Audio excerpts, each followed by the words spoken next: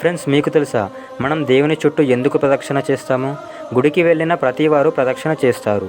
ప్రదక్షిణలు 2 రకాలుగా చేస్తాం. ఒకటి ఆత్మ ప్రదక్షిణ అయితే మరొకటి గర్భగుడి లేదా విగ్రహం చుట్టూ ప్రదక్షిణ చేస్తాం. కానీ ఎందుకు చేస్తామో చాలామందికి సరిగ్గా తెలియదు.